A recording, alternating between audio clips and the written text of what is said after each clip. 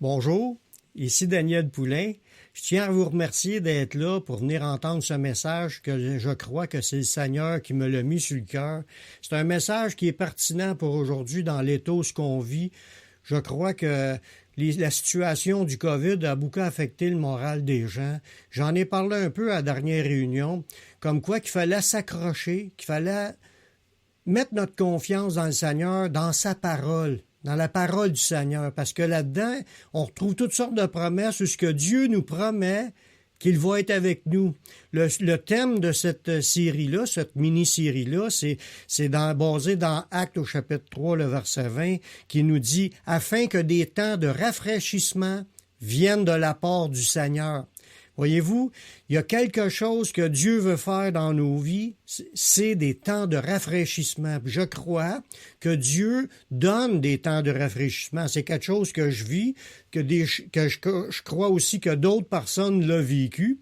Puis ça, c'est quelque chose qu'on doit repasser dans notre esprit, se ramener ça à l'esprit, pour qu'on soit toujours comme dans une attitude ou une attente envers le Seigneur qui réclame son rafraîchissement. Dieu veut nous parler, Dieu veut nous montrer des choses, puis il veut nous faire grandir dans tout cela. Voyez-vous? Si on regarde le ministère de Jésus, tout ce qu'il a fait, tout ce qu'il a accompli, on le sait qu'il est venu pour mourir sur la croix, tout ça, mais les prophéties bibliques sont venues pour annoncer quelque chose de spécial de ce que Jésus était pour faire sur la terre. Les prophéties ont annoncé que Jésus est venu pour accomplir un grand ministère.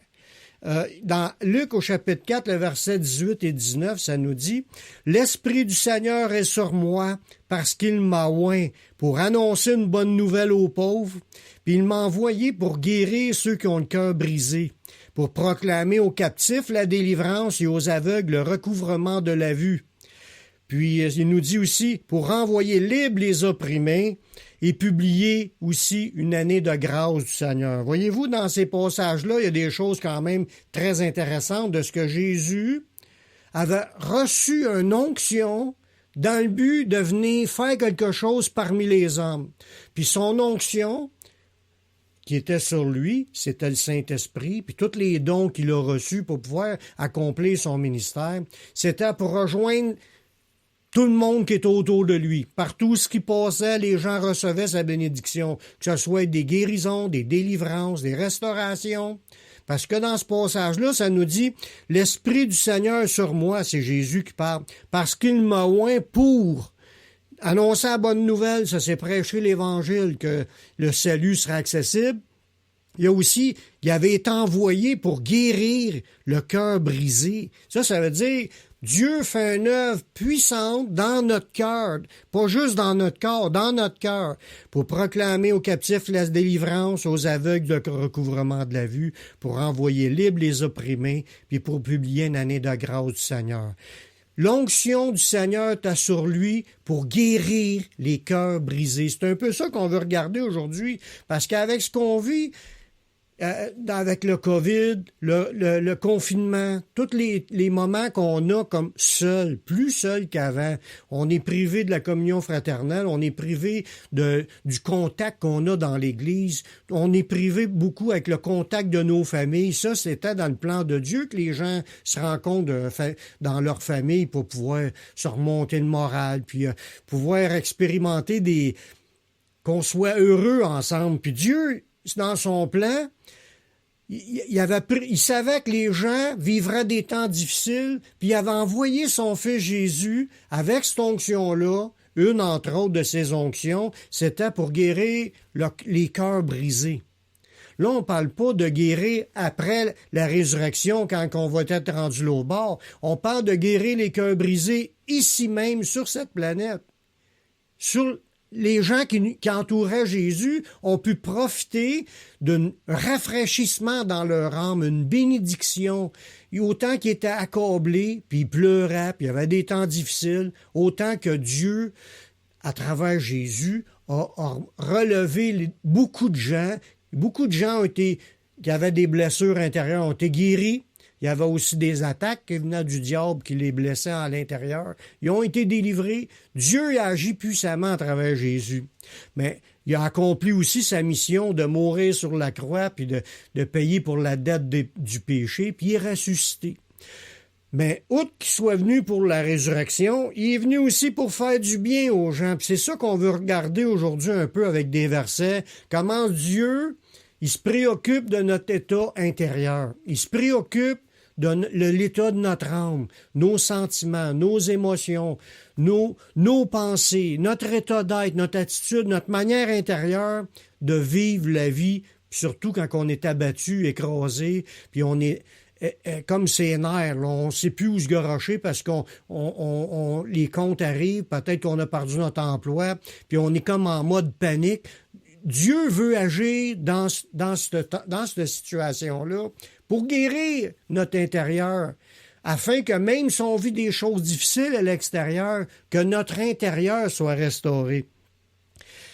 Le ministère de Jésus n'était pas juste pour le temps après la mort, c'est aussi pour le temps terrestre. Il continue d'agir aujourd'hui. Autant qu'il est venu il y a 2000 ans puis il agit dans ce temps-là, l'Esprit de Dieu est là maintenant aujourd'hui puis il agit encore dans le cœur des gens. Dieu veut rafraîchir les gens, rafraîchir leurs états intérieurs, veut bénir les gens, il veut nous restaurer, il veut qu'on soit dans la paix puis il veut qu'on soit dans son repos. Le thème de l'étude qu'on regarde aujourd'hui, afin que des temps de rafraîchissement viennent de la part du Seigneur.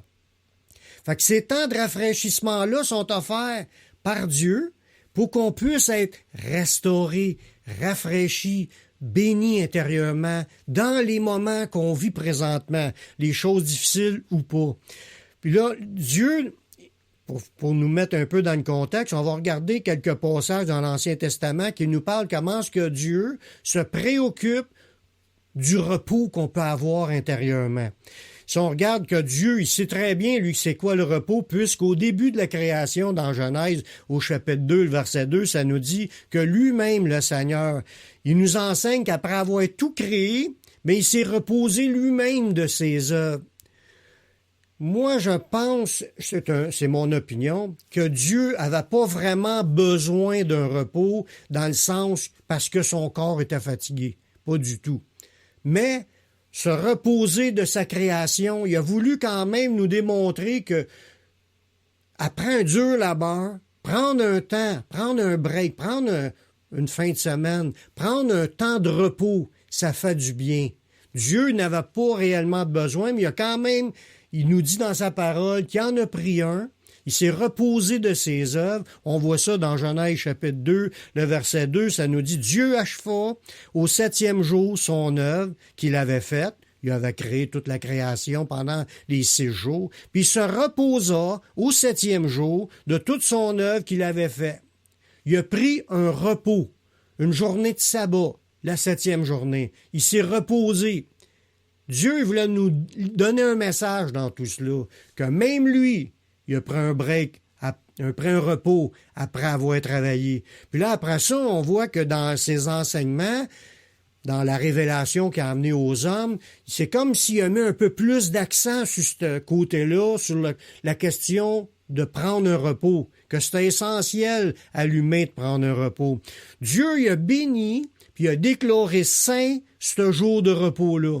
Le fait de se reposer le 7e jour, Dieu s'est reposé le 7e jour, mais il y en a eu d'autres des 7e jours. À chaque 6 jours, il y a un 7e jour. Puis Dieu, il a béni ce 7e jour-là, puis il l'a déclaré saint. On voit ça dans Genèse chapitre 2, le verset 3. Dieu bénit le 7e jour et il le sanctifia, parce qu'en ce jour, il se reposa de toute son œuvre qu'il avait créée en la faisant. Voyez-vous, Dieu en a profité pour prendre une journée de congé pour se reposer. Puis après ça, il a béni, puis il a sanctifié, il a déclaré ça saint, de se reposer. Que les humains puissent comprendre qu'il y a un jour que Dieu a donné pour qu'on puisse se reposer de nos œuvres, parce que Dieu le voit, Dieu le sait, que c'est important pour l'être humain de prendre une journée de repos. Plus tard, on voit dans ses enseignements au Seigneur, là, excusez, je n'ai pas trop mis les versets, il nous dit que Dieu avait béni tout ça, là, on voit ce verset-là. Maintenant, il nous dit dans Exode chapitre 20, les versets 8 à 11, il dit « Souviens-toi du jour du repos pour le sanctifier. Tu travailleras 6 jours, tu feras tout ton ouvrage, mais le 7e jour, ça va être un jour de repos de l'Éternel ton Dieu. » Il dit « Tu ne feras aucun ouvrage, ni toi, ni ton fils, ni ta fille, ni ton serviteur, ni ta servante, ni ton bétail, ni l'étranger qui est dans tes portes, car en 6 jours l'Éternel a fait les cieux et la terre et la mer et tout ce qui est contenu, et il s'est reposé le 7e jour. C'est pourquoi l'Éternel a béni le jour du repos, puis il l'a sanctifié. » Voyez-vous, dans ce passage-là, Dieu a par la suite, dans sa révélation, a commencé par dire que lui, il a pris une journée de repos. Après ça, il dit que déclarer saint, cette journée-là, c'est une journée consacrée à un jour de repos. Après ça, dans ses commandements, un des 10 commandements nous dit qu'il nous ordonne de ne pas oublier ce jour de repos-là, puis de le sanctifier. Que, autant que Dieu l'a sanctifié, il veut que nous, on le sanctifie, qu'on déclare ce jour-là saint. Ça veut dire que c'est une journée qui est consacrée à Dieu. Mais le but, c'était pour qu'on se repose. Parce que, comme Jésus a dit, le sabbat a été donné pour l'homme et non l'homme pour le sabbat. C'est l'homme qui a besoin d'un repos. Dieu, dans sa révélation, il nous a démontré qu'il est nécessaire à l'être humain de prendre une journée de repos, au moins une par semaine, pour se reposer de ses œuvres, puis la consacrer à l'Éternel, parce que quand tu la déclares saint, cette journée-là, ça veut dire que c'est une journée qui est consacrée à Dieu. Dieu est saint. Tu consacres des choses, ils sont déclarés saints quand c'est consacré à Dieu. Puis cette journée-là est consacrée à Dieu. Dieu veut qu'on consacre une journée pour se reposer. Pourquoi il a donné ça? Parce que c'est important qu'on ait un repos. C'était pour l'homme qu'on avait besoin d'un repos au moins une journée par semaine. Dieu veut pas qu'un être humain travaille 7 jours par semaine. C'est pas de Dieu. Dieu, dans sa révélation, l'a très bien expliqué. Puis dans le Nouveau Testament, il parle encore que le Fils de l'homme, Jésus, est le Seigneur du sabbat. C'est le maître du sabbat, c'est le Seigneur du sabbat. C'est la journée consacrée au Seigneur Jésus. C'est ça que ça nous dit dans ce verset-là. Le mot qui est là, le mot grec pour maître, c'est le mot kyrios qui veut dire Seigneur. Jésus est le Seigneur du sabbat. Donc, cette journée-là est consacrée à Jésus.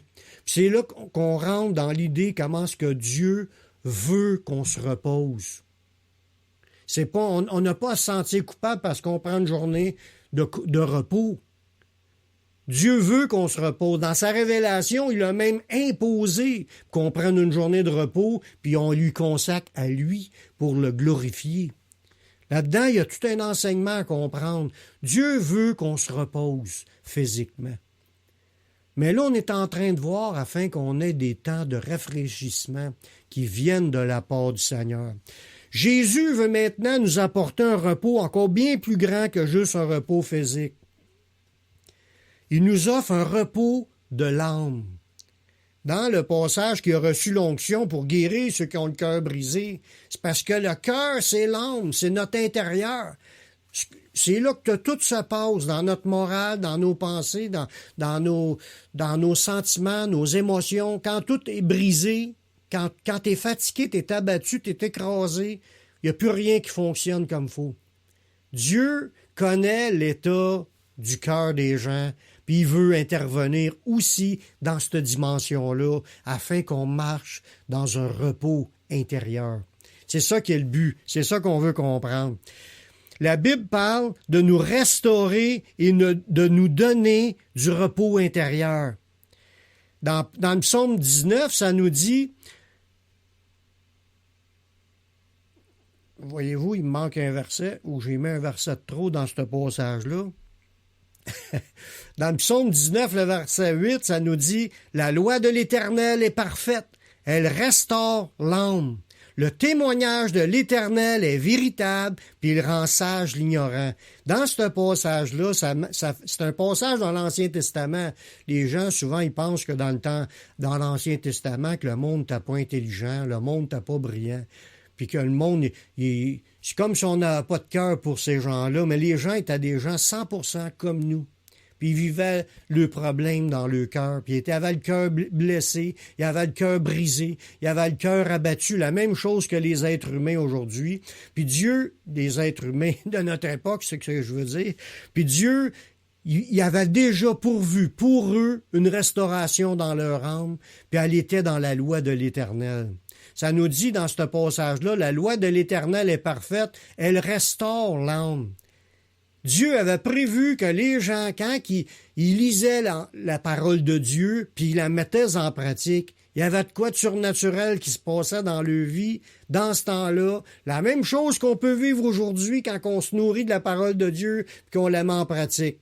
Autant que les choses que Jésus nous apporte, ça nous apporte une bénédiction intérieure, mais la même chose, Dieu le faisait dans le temps avec les gens qui s'approchaient de lui, puis qui lisaient la Bible, puis ils voulaient s'instruire de l'Ancienne Alliance, puis ils voulaient s'approcher de Dieu, ils voulaient comprendre les choses que Dieu avait à nous donner, puis ça les bénissait intérieurement. Ça restaurait leur âme. Ils obtenaient, avec la parole de Dieu, une restauration, un rafraîchissement dans leur âme, que ça nous dit dans ce passage-là. On voit aussi le roi David dans le psaume 23, les versets de 1 à 3. Ça nous dit, Cantique de David, il dit « L'Éternel est mon berger ». On voit dans ce passage-là que David avait développé une relation avec Dieu, puis il suivait Dieu comme s'il était lui-même une petite brebis. C'était pas un homme ordinaire, là, c'était le roi David. Il y a un gars qui a battu Goliath, puis il a fait des guerres, contre les ennemis d'Israël. Il remportait des guerres. C'est un homme de guerre. Mais il avait développé quand même dans sa relation avec Dieu du repos dans l'âme. Puis qu'il avait découvert qu'il y avait un repos à aller chercher dans son âme lorsqu'il s'approchait de Dieu. Ça nous dit, dans le passage, « L'Éternel est mon berger, je manquerai de rien. » Puis il me fait reposer dans de verts pâturages. David recevait un repos de la part de Dieu. Puis il dit que Dieu le dirigeait dans des eaux paisibles. C'était comme une brebis dirigée vers des eaux paisibles. Il réalisait qu'il y avait des moments où ce que Dieu le conduisait à l'écart pour pouvoir puiser dans la présence de Dieu puis pouvoir se reposer. Encore plus fort que cela, il dit « Il restaure mon âme ». David recevait une restauration dans son âme quand il y avait ces moments d'intimité avec Dieu. Voyez-vous, quand le titre de la série aujourd'hui, c'est « Afin que des temps de rafraîchissement viennent de la part du Seigneur ». Ça n'a pas commencé à Jésus, ces temps-là. Ça existait aussi dans les temps anciens, les prophètes, les hommes de Dieu, les gens qui s'approchaient de Dieu recevaient par Dieu un repos dans leur âme. Ils étaient restaurés dans leur âme. Ils étaient conduits par Dieu, comme qu'on a vu dans le passage qui nous dit il me dirige près des eaux paisibles, il me fait reposer dans des verts pâturages. Il y avait des moments d'intimité, des endroits où ces gens-là étaient restaurés intérieurement. La même chose qu'on peut vivre aussi dans le Nouveau Testament. C'est pour ça Jésus nous offre, c'est un passage, j'ai sauté tantôt, mais Jésus nous offre en nous disant « Venez à moi, vous tous qui êtes fatigués et chargés, puis je vous donnerai du repos. » Jésus nous parle qu'il veut nous donner son repos. Mais les hommes de l'Ancien Testament vivaient aussi ce repos-là. Mais Jésus, depuis la Nouvelle Alliance, nous invite à aller à lui pour recevoir son repos. Il dit, prenez mon joug sur vous, recevez mes instructions, car je suis doux et humble de cœur, puis vous trouverez du repos pour vos âmes. Car mon joug est doux, puis mon fardeau est léger.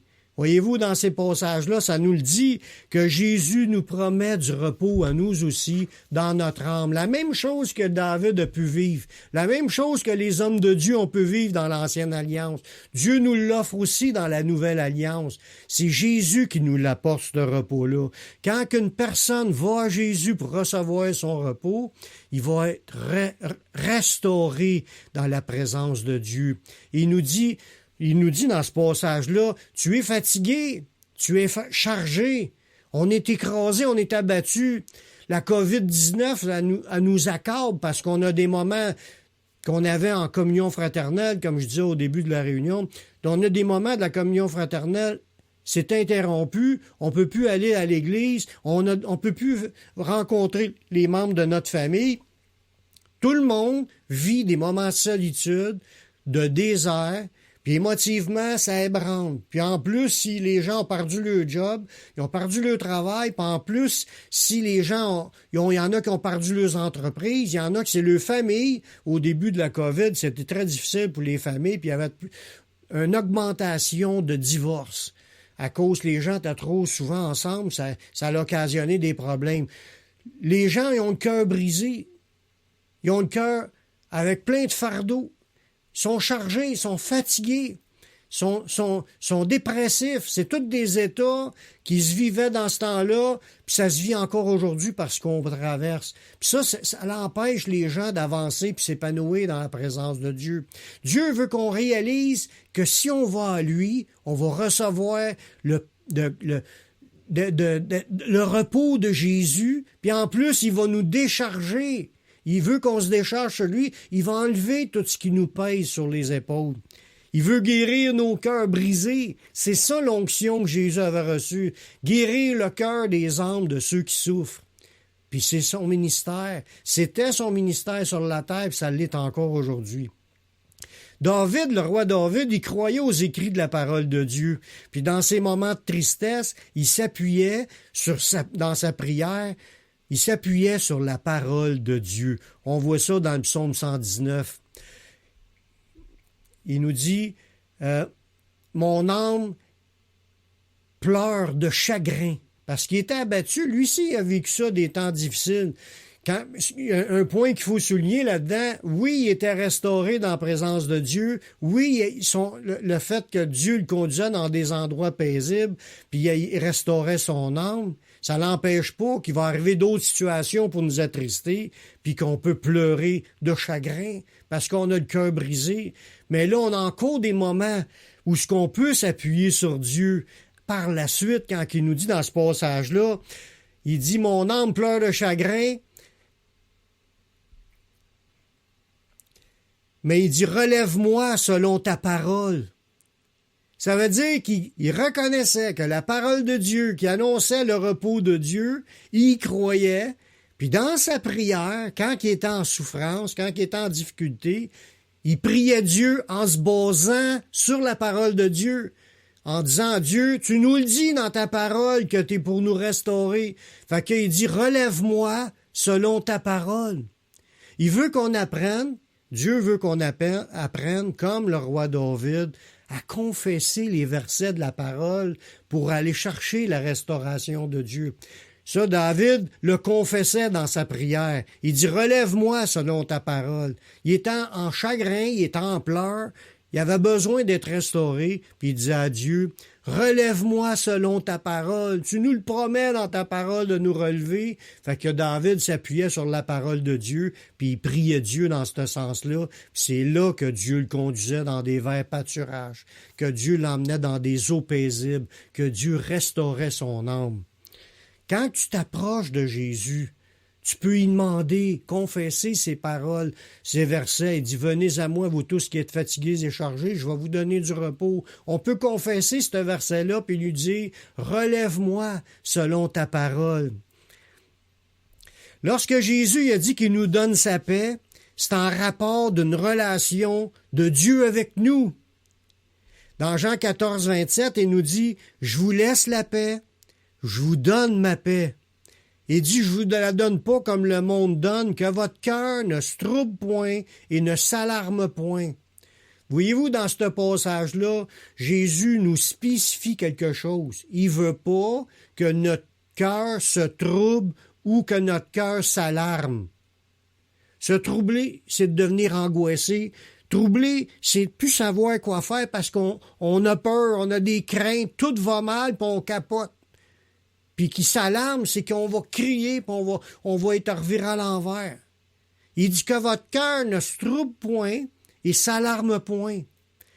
Dieu veut pas qu'un chrétien, oui, tu peux pleurer, ça arrive que tu as des moments difficiles, tu as des choses que tu vis, tu as du chagrin, mais il veut pas qu'on soit troublé, puis qu'on s'alarme, puis qu'on finisse par tout abandonner, ça sera encore pire. Le contraire de ça, il dit qu'il nous veut nous donner sa paix, puis il nous la donne, sa paix. On a juste à lui demander sa paix, puis il va nous donner sa paix. Elle va venir en nous, malgré les choses qu'on va vivre, les choses difficiles, mais intérieurement, on va se sentir dans la paix de Dieu. Tous les chrétiens peuvent vivre cette paix-là, parce qu'elle est donnée par Jésus. Dieu, il nous donne pas, puis nous donne, puis nous remet, puis il nous donne, puis il nous le renlève. C'est pas comme cela. Il nous l'a donné, est accessible. Si tu la vis plus, tu peux lui demander de la refaire vivre. Si tu cherches des moments d'intimité avec Dieu, il va te la donner. Premièrement, en confessant nos péchés, mais aussi en lui demandant de nous la donner, puis il va le faire. Pourquoi? Parce que Dieu n'est pas menteur. Si Dieu le faisait dans l'Ancien Testament, il le fait encore aussi dans le Nouveau Testament. C'est des promesses de Jésus. Lorsque Jésus a dit dans ce passage-là, « Je vous donne ma paix », c'est en rapport avec notre communion avec lui. C'est un contact qu'on a. Puis il ne faut pas penser qu'on va avoir la paix si on néglige notre relation avec lui. Si on le fuit, si on l'a perdu parce qu'on est trop occupé des choses matérielles, c'est sûr qu'on ne le vivra pas. Il faut absolument prendre du temps avec le Seigneur et aller puiser dans sa présence. Paul, lui, dans l'apôtre Paul, il a repris cet enseignement-là, puis il a dit que cette puissante paix-là est produite par le Saint-Esprit. Puis en plus, que quand elle est produite par le Saint-Esprit, elle garde nos cœurs en Dieu. C'est fort, parce que dans Philippiens 4,7, ça nous dit, puis la paix de Dieu, c'est une paix qui vient de Dieu. C'est ça qui est produit par le Saint-Esprit. C'est pas la paix parce qu'on a pris des pilules. C'est pas la paix parce qu'on a pris des calmants. C'est une paix qui vient de Dieu dans le moment d'intimité. C'est le Saint-Esprit. Ça fait partie du fruit de l'Esprit, la paix. Si on veut vivre paisiblement dans notre cœur, il faut prendre des moments spéciaux avec le Seigneur, prendre du temps avec le Seigneur, chercher à être rempli du Saint-Esprit. Puis la paix de Dieu, en plus de venir en nous, ça surpasse toute intelligence. Ça se comprend pas, ça se vit. Cette paix-là va garder nos cœurs et nos pensées en Jésus. Ça veut dire que quand ta vie, tu vas chercher parce que tu es dans la présence de Dieu, tu vas vivre sa paix, puis le fait que tu vives dans sa paix, ça va garder ton cœur en Dieu. C'est comme plus que tu y vas à Dieu, plus tu vas avoir sa paix, plus tu vas avoir sa paix, plus tu vas aller à Dieu, puis c'est un cycle qui n'arrête pas. La seule chose qui peut arrêter cela, c'est si tu arrêtes d'aller à Dieu. Si tu vis dans le péché, tu as des péchés non confessés, puis là, tu te sens mal, puis tu ne vas pas à Dieu, tu négliges le temps que tu dois prendre avec Dieu, là, ce moment-là, tu te refroidis spirituellement. Tous les chrétiens, c'est la même chose. Pasteur, pas pasteur, ça n'a pas d'importance. Tous les chrétiens doivent apprendre à prendre du temps avec Dieu. C'est quand tu prends du temps avec Dieu, tu vas être rempli de sa paix, puis tu vas vivre sa paix, ça va t'amener à garder ton cœur en Dieu. Ça te rapproche de Dieu, tu t'es béni. Tu t'aperçois que la présence de Dieu est puissante. Il y a vraiment une puissance là-dedans. Ça va t'amener à être connecté avec le Seigneur, puis vouloir être resté connecté avec le Seigneur. Il y a beaucoup de choses autour de nous qui peuvent nous abattre. Ça, je suis conscient de ça. Il y a beaucoup de choses qui peuvent nous distraire de notre communion avec Dieu. Puis là, on va devenir de plus en plus abattu, découragé, peut-être même dépressif, que notre cœur est troublé, puis il s'alarme, puis on est rendu reviré à l'envers, bouleversé. On n'a plus la force spirituellement parlant, on n'a plus le moral, mais on n'a plus non plus la force spirituelle pour nous soutenir à cause qu'on n'est plus dans la communion avec Dieu. Puis Dieu nous appelle à retourner à lui pour qu'on soit rafraîchi. Dans le prochain passage, ça nous parle justement, qui est le verset thème de cette petite série-là qu'on est en train de regarder, dans Actes 3, 19 et 20, il nous dit « Repentez-vous donc et convertissez-vous ». Là, on parle à du monde qui n'ont pas de communion avec Dieu. Ils peuvent se détourner. Ils doivent se détourner de leur vie de péché, puis de se convertir, c'est de se tourner vers Dieu, puis de commencer à obéir à Dieu. Pour que les péchés soient effacés, parce que c'est les péchés qui mettent une séparation entre Dieu et nous. Ce sont nos crimes qui nous cachent sa face, puis ça l'empêche de nous écouter. On est déconnecté quand on vit dans le péché. Même un chrétien de longue date qui est retourné dans le péché, il ne vivra plus la paix de Dieu. Il va être troublé. Son âme va être troublée. Puis là, il a besoin de revenir à Dieu en se repentant puis se convertir à nouveau. Retourner à Dieu, se mettre à obéir à Dieu. Puis là, en confessant ses péchés, il va être pardonné parce que ça nous le dit dans la parole. Si nous confessons nos péchés, il est fidèle et juste pour nous pardonner. Puis il va nous purifier. Une fois que tu es purifié, il va te restaurer dans ta communion avec lui. Il va guérir ton cœur, ton âme, tu vas sentir encore à nouveau sa paix, tu vas être béni dans sa présence, rempli du Saint-Esprit, ton cœur va être gardé en Jésus. Tu vas vivre des temps de rafraîchissement. Repentez-vous donc et convertissez-vous, que vos péchés soient effacés, afin que des temps de rafraîchissement viennent de la part du Seigneur.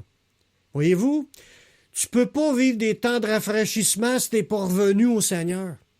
Faut aller au Seigneur, peu importe comment tu t'appelles, peu importe ton poste dans l'Église, peu importe si tu te penses bon, tu te penses pas bon, dans toutes les situations où on peut vivre présentement, faut retourner à Dieu, confesser notre état, puis demander pardon, puis là, ça nous dit qu'il va nous restaurer, puis là, il va y avoir des temps de rafraîchissement, afin que les temps de rafraîchissement viennent de la part du Seigneur. Tous ont besoin de ces temps de rafraîchissement-là. C'est une restauration dans notre âme. C'est une bénédiction qu'on va ressentir qui va nous produire une force pour être capable de continuer à avancer avec le Seigneur. Amen. Il suffit d'une seule parole venant de Dieu pour nous relever puis nous fortifier.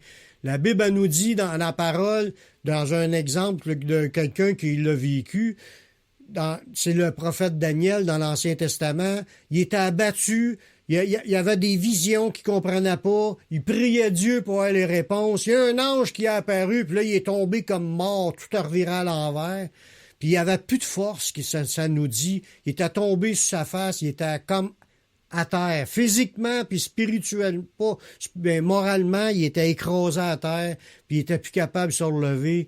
Puis l'ange a prononcé des paroles pour le relever. Ça lui dit, puis il me dit, ne crains rien, homme bien-aimé, que la paix soit avec toi. Voyez-vous, c'est la paix que Jésus veut qu'on reçoive.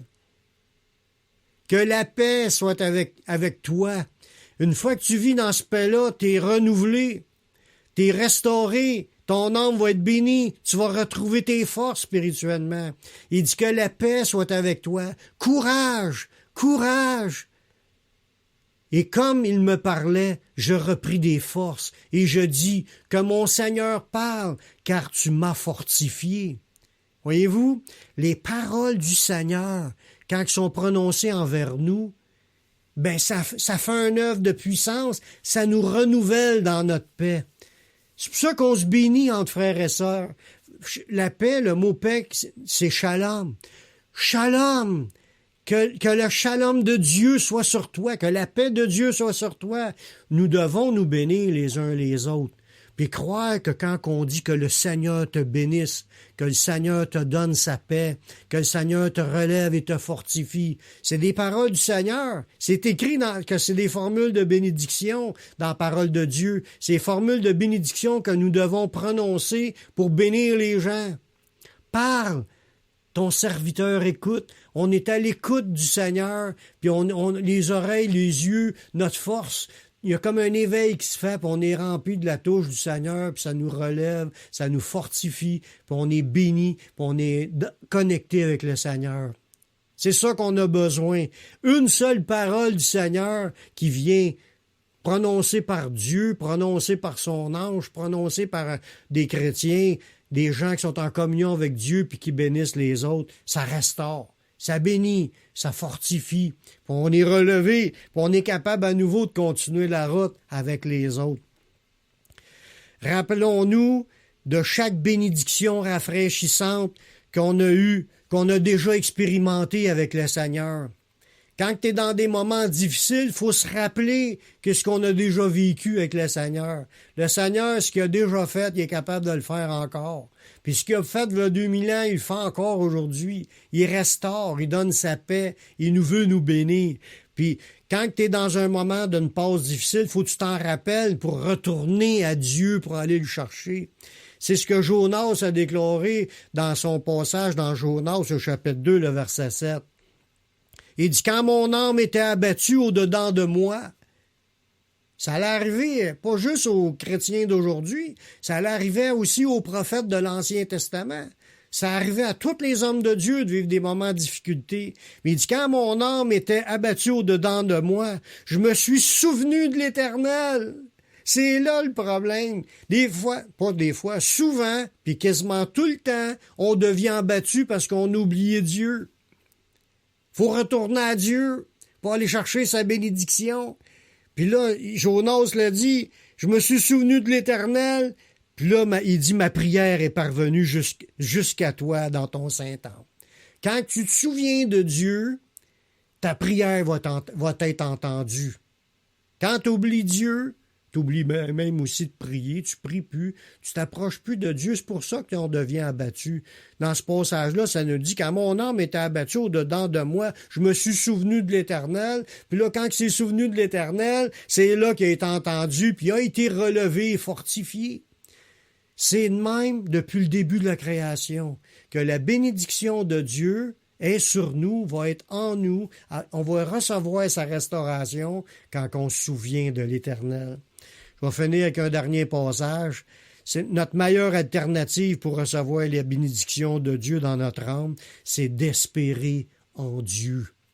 Espérer en Dieu. Espérer son secours.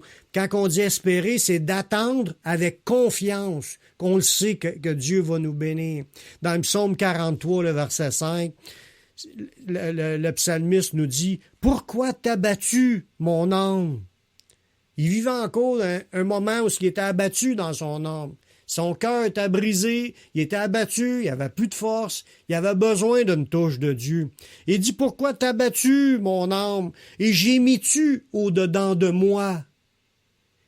Faut pas s'arrêter dans le gémissement, faut pas s'arrêter puis rester assis dans l'abattement, parce que c'est là qu'on n'avance plus spirituellement. Si on se souvient de Dieu, c'est là que la solution. Ça nous dit, pourquoi t'as battu mon âme et j'ai mis tout au-dedans de moi? Espère en Dieu. Espère, c'est mettre ta confiance en Dieu, tes attentes en Dieu. Demande au Seigneur de te bénir, puis il va le faire.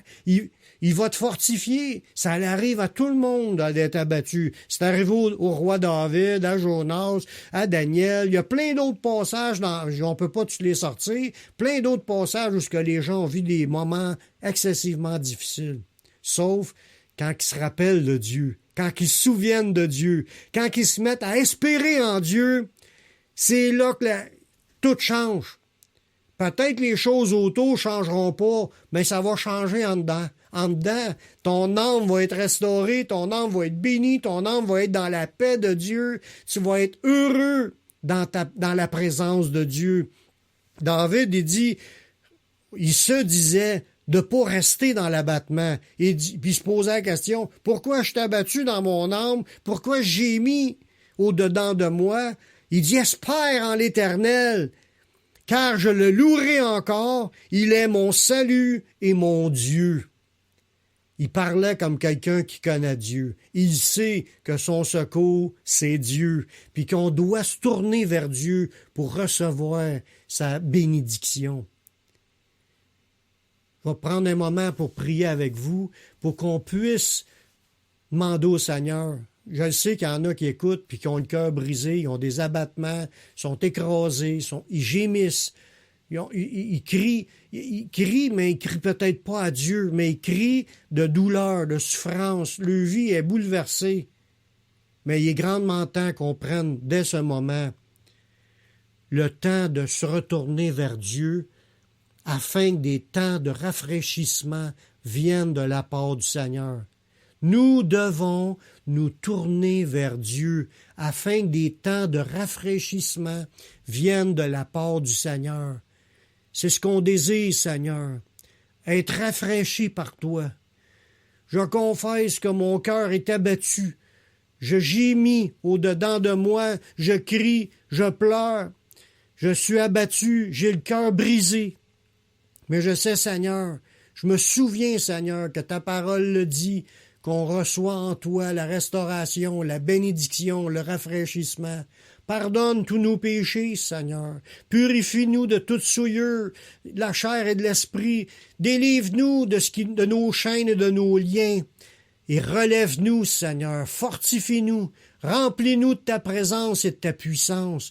Nous voulons vivre dans ton onction. Nous voulons louer ton nom, glorifier ton nom. Puis merci d'entendre nos prières. Merci de ta restauration et de ta bénédiction que tu nous donnes dans le nom de ton Fils Jésus-Christ. Amen.